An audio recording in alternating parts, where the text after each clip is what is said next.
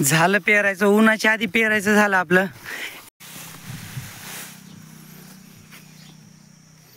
आता हिला दिवसभर एवढं घास बस होतंय खायला. अरे तिला उलटा टाका पाहिजे, तर इकडनं खा, इकडनं म्हणजे तुला खाता येईल. हां यार मी मागच्या वेळेस पण उलटाच टाकलं तिला घास. थांबा असं सरळ करतो. हां दर इकडनं खा, म्हणजे हे तोंडात घेतलंच ना. ए बाई हे तोंडात घेतलं ना मग पानं बरोबर येते. हे खात बस. हां जरा लहान आहे ना, त्याला जरा शिकवावं लागतंय. अरे संपलं ते, तुटलं. दर दुसरं दर. थांब अय घे दर. हां ह्या काड्या घ्यायच्या तोंडात, म्हणजे पाला नंतर बरोबर येतो तुझ्या तोंडात. तर नमस्कार मित्रांनो, आपले सबस्क्रायबर तुम्हाला सर्वांना दिवाळीच्या खूप खूप शुभेच्छा. आणि माझी दिवाळी तर सगळी कामातच जाणार आहे. आज पण पेरायचं आहे. मी सकाळी 5:30 वाजता बैलांना खायला टाकला होता मुरघास, आणि त्याच्यानंतर 6:30 वाजता हिऱ्याला आणि त्याच्या आईला मी इकडे डाळिंबाच्या शेतात चरायला बांधलं होतं. आता 7:15 वाजलेत. एकदा हिऱ्याची जागा बदलतो, कारण त्याने आसपास जेवढं त्याला खायला येत होतं तेवढं खाऊन तो बसला होता. मी आत्ता आल्यामुळे उठलाय, तर त्याची जागा बदलतो. आणि त्याला आज डाळिंबाच्या शेतात बांधले, तर मी त्याला बांधूनच ठेवतो. म्हणजे आज बांधूनच ठेवले, कारण की आपले पाठीमागचे शेजारीत ना, तर त्यांच्या शेतात जायला नको, ते आज पेरायसाठी येणार आहेत. तर म्हणून ह्याला बांधले डाळिंबाच्या शेतात चरायला. थांब ना, इथंच थांब ना. आता हिऱ्याची जागा बदलली मी, आता त्याच्या आईची जागा बदलतो. इथं खिल्लरीला बांधलेलं होतं, तिचं पण खाऊन झालंय. हिऱ्या आणि हिऱ्याची आई तिथं, दोघांना जवळजवळच बांधले. इथं हिऱ्या आणि तिथं त्याची आई. आणि आता दिवसभर जरी ह्यांच्याकडं नाही आलं ना, तरी पण काय अडचण नाही, कारण की सकाळी ह्यांनी खाल्ले, परत आता एकदा जागा बदलल्यात, तर त्याच्यामुळं काहीच अडचण नाही. आणि मी आता पेरायची तयारी केली, म्हणजे शेतात थोडं वायर होतं एक लाईटचं, तर ते वायर काढले, थोडेसे पाईप वगैरे बाजूला काढून ठेवलेत. काल आवत तयार केलं होतं, तर त्या आवताची आता टिफन तयार करून ठेवली. आता बैलांना घ्यायचे आणि पेरायला जायचे. तोपर्यंत मग पप्पांना बी पण आणायला सांगतो घरी येऊन. हौदाजवळ पेरायचे ना, तर त्याच्यामुळे मग पप्पांना जवळच आहे, तर बी आणायला सांगतो. मी बैल सापडतो. मी बैलांना चरायला सोडलं होतं, त्या कोपऱ्याला आपली टिफन आहे, तर तिथून बैल अशी चरत आले आणि त्याच्यानंतर बागात गेले होते. मग तेवढ्या वेळात मी पेरायची तयारी केली ना, तोपर्यंत ते डाळिंबाच्या झाडात आले. तर मग सापडतात त्यांना कुठे, खालच्या कडीला तर नाहीत. मी जिथे हिऱ्या बांधला ना, तर तिकडल्या खालच्या कडीला तर नाहीत ते बैल. आता मग हिथं बघतो कुठंतरी, मला वाटतं एक बगळा इथे, म्हणजे बैल इथंच कुठंतरी असणार. तेव्हा तो बगळा आहे ना, तर तो बगळा गुरांपाशीच थांबलेला असतो, तर त्याच्यामुळे इथं कुठंतरी गुरं असतेनच. हे बघा इकडं आले बैल. हे बगळे पण किती सकाळ सकाळी आलेत नाही का. बैलांना मी तुम्हाला सांगतो 7:30 वाजता मी चरायला सोडलं होतं, आणि आता 8:15 वाजलेत, म्हणजे 1 पाऊण तास चरलेत बैल. आज त्यांना माहिती आहे कसं काम आहे, त्याच्यामुळे ते गवत सोडून गेलेच नाहीत. डाळिंबाची झाडं खातो काय चिमणे, आणि सरजा खातोय गवत. डाळिंबात तर सध्याला आहे बरं का, चांगलं गवत आहे. बगळे कुठं चालले ते आता इथून गेले, आणि ते खिल्लरीपाशी बसणार जाऊन, कारण मी इथं आलो ना, त्याच्यामुळं गवत चांगलं बरं का. आणखीन खायला आपल्या झाडात इथं बैलांसाठी चांगलं गवत आहे खायला. पण आता मी बैलांना कामावर घेऊन जाणार आहे. म्हणजे कसं, उन्हाच्या आधी थोडंसं कामावर उरकायचे. परत मी आता दूध पिऊन आलो, मग जेवायला थोड्या वेळाने 11 वाजता जायचं ना, मग त्यावेळेस ऊन पडलेलं असतं, तर 1-1.5 घंटा बैलांना आराम द्यायचा, 1.5-2 घंटे. बैल मग परत काम केल्यानंतर परत खातात. आता उगं त्यांना माहिती आहे आता पेरणी चालू आहे ना, आपल्याला काम आहे, म्हणून गपचूप गुमानं पटपट खात आहेत. सारजा तर किती पटपट खातोय, चिमण्या तरी जरा दम्माने खातोय, पण सारजालाही पटपट खातोय. झालं आता बैलांना 5 दिवसच भरपूर काम आहे, म्हणजे आपली पेरणी होईपर्यंत. आणखीन आपलं कडवळावलं 1 शेत आणि मोसंबीवालं 2 शेत, म्हणजे आज सोडून आणखीन 3 दिवस बैलांना काम आहे भरपूर. मग त्याच्यानंतर पण कामं असतात, पण थोडे. परत आपल्याला काटवातलं शेत पण व्यवस्थित करायचं आहे, तरी बघू. कामावर चालवले ना, तर त्यांना खायला पण लवकरच टाकलं होतं. मी सकाळी 5:30 वाजता ह्यांना खायला टाकलं होतं. 5:30 वाजून मग 7:30पर्यंत त्यांनी तिथं खाल्लं, आणि 7:30ला परत इकडं आले होते चरायला.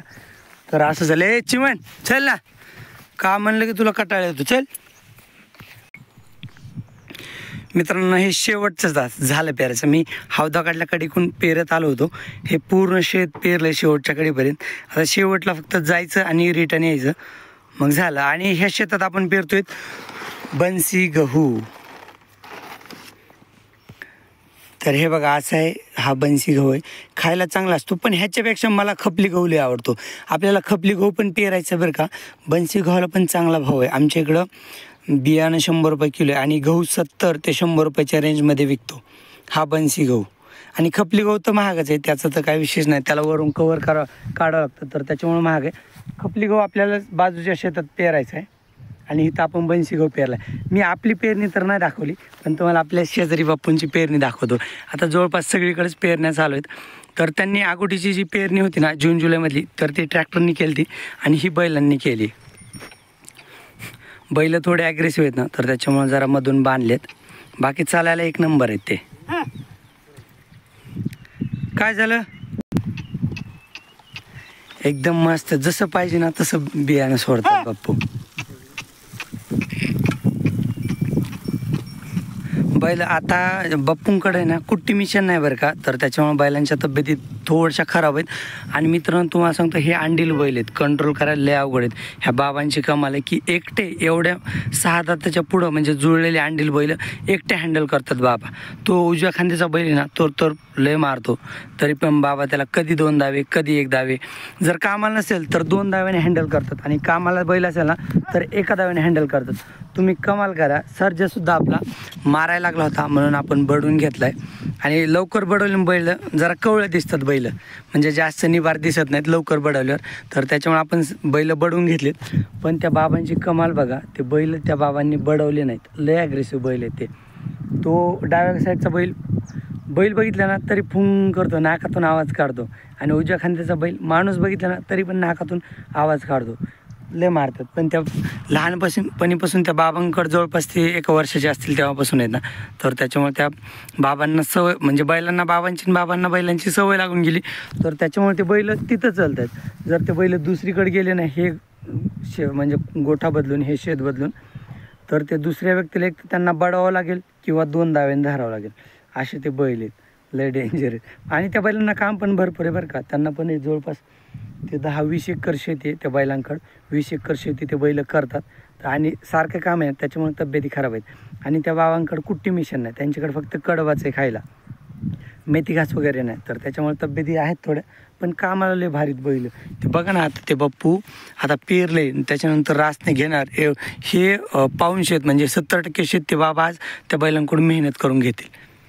म्हणजे आपले बैल पण चांगलेत, आपल्या चिमण्याची पण कमाल आहे. एवढा म्हणजे मिडियम साईजचा बैल आहे, तर तरी पण त्यांनी उभा राहून पेरले. ते बाबा कसं म्हणजे पाठीमागे चालून पेरत होतात ना, तर मी या टिपणीवरच उभा राहतोय, तर त्याच्यामुळे आपल्या बैलांना पेरताना जास्त लोड आहे.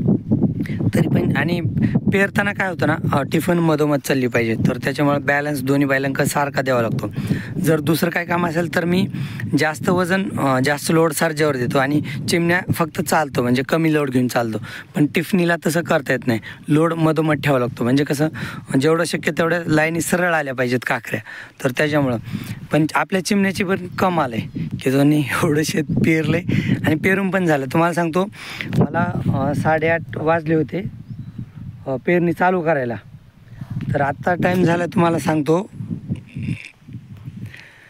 आता 10:15 वाजलेत, म्हणजे 10 वाजून 10 मिनटं झालेत. तरी मी 5 मिनटं थांबलो, नाही तर 10:15पर्यंत तर एवढं झालं पण असतं पेरून. व्हिडिओसाठी नसतो थांबलो तर एवढं मुरडान पण मी जाऊन आलो असतो आणि एवढं शेत झालं असतं. म्हणजे 8:30, 9:30, 1, 10, 1.5 तास आणि 1.25 तासात आपल्या चिमण्याने पण उभं राहून तिथून इथवर पेरलं. चिमण्या पण चांगलं काम करतो. आता मी बघा, आपलं घर जवळ आहे ना, तरी पण लवकर टिफन धरली होती. आणि आपले बाप्पू आहेत ना, शेजारी बाप्पू, तर त्यांचं पण इथून जवळपास 1.5 किलोमीटर शेत आहे, तर तिथून पण ते लवकरच आले आज पेरण्यासाठी. त्याचं कारण असं आहे ना, उन्हात काय होतं, आपल्याला पण घाम येतो, धापा भरतात, ऊन जास्त लागतं आणि बैलांना पण आहे ना उन्हात धापा जास्त लागतात. एवढा जर आपण पेरल्यानंतर ना चिमण्याचा श्वास किती फास्ट झाला असता, पण ते बघा 5 मिनटं थांबलो ना तर रवंत पण करायला लागला आणि श्वास अगदी नॉर्मल आहे. पण उन्हाचं म्हणा, बैलांना पण त्रास होतो उन्हात चालायला. उन्हात काय म्हणलं ना, माणसांना बैलांना सगळ्यांनाच त्रास होतो, तर त्याच्यामुळे बैल पण सकाळ सकाळी कम्फर्टेबल चालतात. आणि होतं काय, जर दुपारून समजा पाऊस आला तर अर्धीच पेरणी अर्ध्यात राहायला नको, तर त्याच्यामुळे होईन तेवढी गडबड करत असतो आम्ही, म्हणजे होईल तेवढं पटकन उरकायचं पेरायचं. तर त्याच्यामुळे मग परत दुपारी पाऊस वगैरे आला, परत घोटाळे होतात, तर त्याच्यामुळं सकाळी लवकर पेरायला लागायचं. त्याचं कारण असं, एकतर बैलांना धाप भरत नाही आपलं नॉर्मल सकाळ सकाळी, आणि उन्हात बैलांना धाप भरते, आपल्याला पण सारखा घाम वगैरे येतो. तर त्याच्यामुळं आपल्या शेजाऱ्यांनी पण लवकर पेरायला, सगळेच लोक जेवढं शक्य होईल ना तर तेवढं लवकर पेरायला चालू करतात. आता लवकर एक 12 वाजता तर कामं करायचे, परत मग 1 वाजता बैल सोडायचे, परत 3 वाजता धरायचे. आता सध्याला कसं दुपारी 1 ते 3च जास्त ऊन असतं, म्हणजे त्याच्यानंतर 3च्या नंतर कमी असतं. नाही उन्हाळ्यात तर 11 वाजून 4 वाजेपर्यंत ऊनच असतं. उन्हाळ्याचा काय विषय नाही. झालं पेरायचं, उन्हाच्या आधी पेरायचं झालं आपलं. एक टिफनीचा नळा पडला तर मी घेतला हातात. बरं झालं, आता बैलांना खायला टाकायचं, मी जेवण करणार, जेवण करून येणार, आणि एवढं पाळीचं घ्यायचं. पाळीचं म्हणजे आता पेरल्यानंतर परत एकदा अवथानायचं, त्याला म्हणते त्रास नाही. तर मला सोडून बैल तिथं गेले तर थांबू का? सरजाय काय बघा, एवढा शब्दावर कंट्रोल असते. मी फोन बघत होतो, फोन बघत बघत ती तिथवर चालत गेले. मी मागं राहिलो होतो, थांब ऐक म्हणलं की लगेच थांबतात. असे थांबायला नसतं बोललं, आवताला पण ते असंच करतात. मी जरा काय फोन काढला, बोलायला लागलो ना लगेच थांबतात, आणि नाही बोललं ना शांत बसलं तरी चलत राहतात. असं ते चल चिमण असं राहतंय त्या बैलांचं. आता मी व्हिडिओत बोलत राहिलो ना की लगेच थांबते. त्यांना वाटते आता थांबायचं आहे, विश्रांती, आराम, म्हणजे त्याला विसावा म्हणतात, विसावा देणं. तर असं काय नाही. हाय थांब रे, ए थांब बैल, थांब ना, हाय चिमण्या थांब. मी इकडं बघतो, कडीपर्यंत पेरले. मला काय वाटलं की ती पण जाऊन येईल, पण मी खालच्या कडीला गेलो आणि जागा कंप्लीट झाली. तर त्याच्यामुळे परत तिकडनं टिफन आणली रिकामी, कारण की हे कडीपर्यंत तास आले ना, काकरी कडीपर्यंत आली, म्हणजे आता गहू पेरायचं झाला.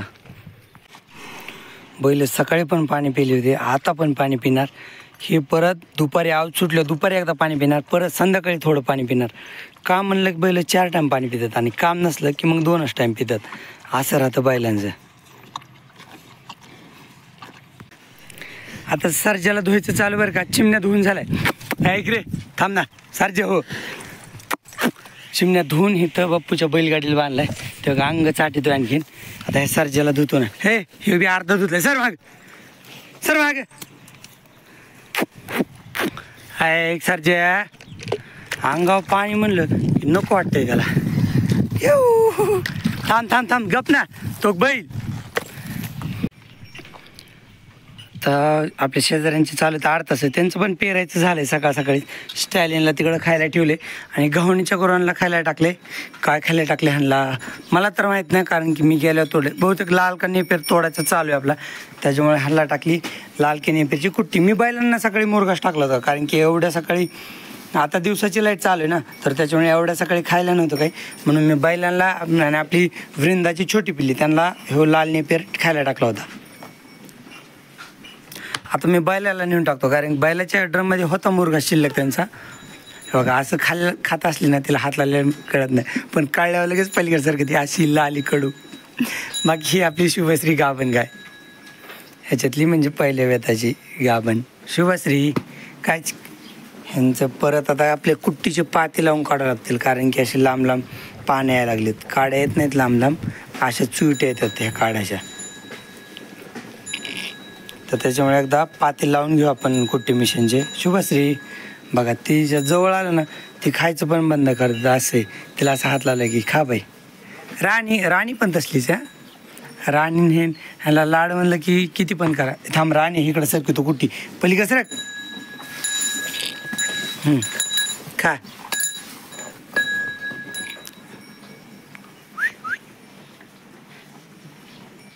राणी बघा हात लावला ना ती खायचं पण बंद करते अशी राणी. कारण तिला माहिती आता नाही खाल्लं तरी आपल्याला चरायला सोडतेच ना दुपारी. मग त्याच्यानं ज्यावेळेस आपल्याला हे राणी खा तिकडं, ज्यावेळेस आपल्याला गुरं सोडायला उशीर असतो ना, तर त्यावेळेस आपण त्यांना सकाळी खायला टाकतो. आता पेरणी चालू आहे ना आणि सण पण आहे, थोडासा उशीर होणार आहे गुरांना सोडायला, तर ह्यांना आपण सकाळी आता गावरांना कुट्टी खायला टाकली. राणी खायला लागल्या. आता मी हिथं हात लावलो ना ते खायचं बंद करीन. तिचा कान बघा. ए राणी इकडं बघ, ये इकडं, असं थांब. असं बाहेर थांब. थांब असंच. जो पण मी हात लावत्या आता बघा ती असं थांबली ना, आता बाहेर घेतल्यानंतर असं हात लावलं, आता हात लावायचं बंद केलं बरं का, मी हात बाजूला घेतला, लागली खायला. असं करतात ह्या, म्हणजे ज्यांना सवय त्यांनाच. ह्या लालीला किती हात लावा तिला काय फरक पडत नाही, ती रट्ट कातडीची लाली. चला आता, आणि दिवाळीसाठी ना आपल्या घरापुढे हे बनविले, म्हणजे आधीपासून बनवतच होते. आणि उद्याच्याला आई दूध उद्या चुकूळ घालतात ना ह्याच्यावर, दूध उद्या असतं ना, तर ते तिथं हेत ना, ह्या गाई पाणी पित आहेत बरं का. हे सगळे ह्या गाई म्हशी इथं पाणी पित आहेत.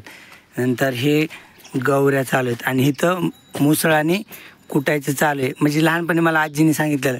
आणि इकडं आई ती ज्वारी ठेवली ते काय ग ते, हा ही ज्वारी ठेवली ना, ही कनिंग भरायची. आणि वीस बनवली नाही का यस आजीनी, यस हां ती वेस असते ना गावाची वेस, तर ती गावाची वेस उद्या बनवतात, आज नाही. हे 2 दिवस बनवतात नाही असले. आणि ते मधलं काय आहे सगळे तुझं ते मोठं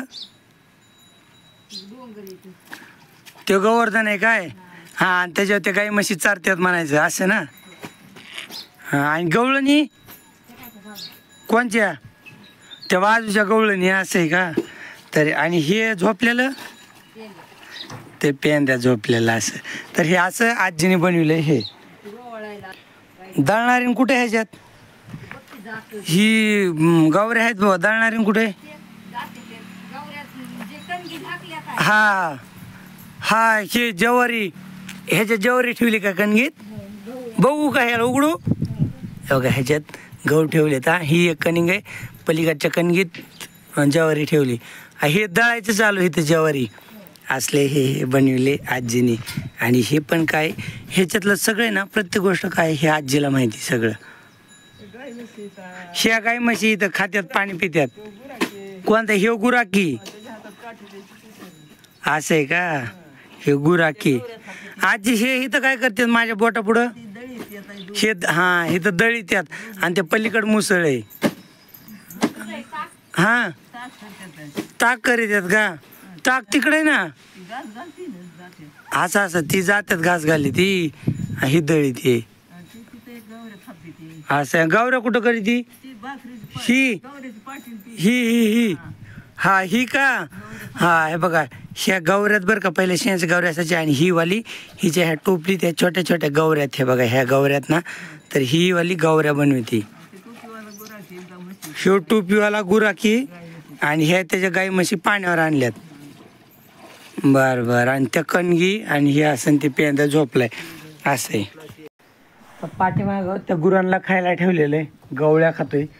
ह्यो ना लय झापा बैल आहे, झापा. इकडं सर्जाला मी खायला टाकलंय नेपेरची कुट्टी. आणि चिमण्या आंधळ्या तसं आहे बघा, ह्याचं पोट अगोदरच जगलेलं आहे, पण लय झापा. इकडं हट पलीकडे सरक, आणि चल इकडे हे इकडं. हे तुझं ड्रमात खायला टाकलेलं दिसं ना काय, बघा त्याला पाहिजे मुरघास नाहीतर मेथी घास, म्हणून ते बघते माझ्याकडं. त्याला नाही खायचं आत्ता ताजा, नेपेर कसलीच खात नाही बैल. चिमण्या गुपचूप खा. आणि मित्रांनो मी आता पेरणी केली ना, तर त्या शेताला रासने घ्यायचे असतात, पण ते आता मी घेणार नाही, कारण की मिशन आले आपल्या काठवातल्या शेतात, जिथली आपल्याला सोयाबीन मळायची. मग मी जाणार आहे सोयाबीन मळायला. आपण तिथं आहोत दुपारून हाणू जर वेळ भेटला आज तर, नाहीतर मग उद्याच्याला हाणू. आता आज जर आहोत हाणून झालं असतं, पण आता काय करता मिशन आली. आणि मळयंत्राचे कामं तर आपल्या हातातली नाहीत ना, आवताचं काम आपल्या हातात आहे, आपण कधी पण आवत हाणू शकतो. त्याच्यामुळे मी जाणार आता मळयंत्राला. बघा चिमण्याला जेव्हा ड्रम दाखवलो ना, तेव्हा तो खायला लागलाय, नाहीतर तो माझ्याकडेच बघत होता मी कधी खायला आणतोय ती. असं आहे चिमणे नाटकी. मित्रांनो उशीर तर लय झाला, ऊन झालंय, मी मळायला गेलोच नाही. पप्पा बाहेर गेले होते ना, पण पप्पा घरी आले. मग म्हटलं पप्पा आई आणि भैया तुम्ही तिघं जा, मी रासण्यास घेतो. मग ते तिघांना लावलं, मी थांबलो घरीच. तर ह्याच्यातली कुट्टी आहे सर्जाने कुट्टी खाल्ली, चिमण्याने कुट्टी नाही खाल्ली. चिमण्या करतोय आराम, म्हणजे खाल्ली पण थोडीशी कुट्टी खाल्ली चिमण्याने. आणि ते तांबडा बैल मी तिकडे चरायला बांधला आहे. हे बघा मी आवत इथं सोडले, इथपर्यंत आवत आणलं, पण उन्हामुळे व्हिडिओज बनवला नाही, कारण की कामाला लवकर आटपायचे. थोडंसं आबाळ आलं होतं मागा, मग पाऊस आला ना तर रासण्या घ्यायच्या राहतील. पण आता मध्येच मी रासण्या सोडल्यात आणि बैलगाडी घेऊन जाणार आहे मी आपली सोयाबीन आणायला काटवातल्या शेतात. सोयाबीन मळून झाली, आता जायची सोयाबीन आणायला. तर बैलगाडी इथं उभं केली. ह्याच्यात आपल्याला किती कट्टे सोयाबीन झाले तुम्हाला सांगतो. 2 4 6 8 10 कट्टे सोयाबीन झाली. मागच्या वर्षी एवढ्या शेतात 24 कट्टे सोयाबीन झाले, 24, आणि मात्र्याचे 25 कट्टे सोयाबीन झाले. आणि ह्या वर्षी अर्ध्यानीच झाली. मागच्या वर्षी आपण ट्रॅक्टरमध्ये नेली होती इथली सोयाबीन ना, ट्रॅक्टरमध्ये नेली ते. पण ह्या वर्षी बैलगाडीच आणली, कारण की बैलगाडीच्या 2 खेपात तर 5-5 कट्टे जातील घरी.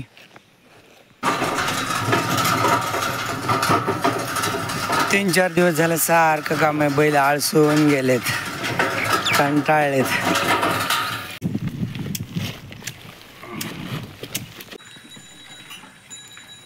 आता गुरं गेलेत चरायला. हरण्या कसा बघतोय तिकडं, पण ते गुरात लावलं तर जात नाही. थोडं अंतर जातंय की परत कोट्यावर पळून येतोय. हरण्याला कसं बैलाची सवय लागली ना. तर आता गुरं चालले. आता काही वरच्या शेडमधले गुरं पुढं गेलेत बरं का. ह्यांना सोडायला थोडा उशीर झाला होता. बघा ही कालोड वरडायला लागली, गुरं गेली ती, पण ती गुरात जात नाही. म्हणजे हिचा मेंढ्याचा प्रॉब्लेम काय, जिथं हिरवं गवत दिसं ना तर ती तिथंच खात बसते आणि गुरांसोबत चालतच नाही ग्रुपने. आणि बाकीचे गुरं पण मारतात तिला. आणि हरण्याचं कसे, हरण्याला लागली बैलाची सवय, बैलगाडीची. तो मोकळा सोडला तर बैलगाडी मागं पळत येईल, पण त्या गुरात जात नाही. असा प्रॉब्लेम त्याचा. जर इथून आपण बैलगाडी चालवली काटवनात आणि मागं मोकळा सोडला तर तो बैलगाडी मागं पळत येईल, पण या गुरांसोबत जात नाही. हा प्रॉब्लेम आहे हरण्याचा. त्याच्यामुळे आपण हरण्याला चरायला लावत नाहीत. आणि मेंढ्याचा प्रॉब्लेम तर सांगितलं आहे.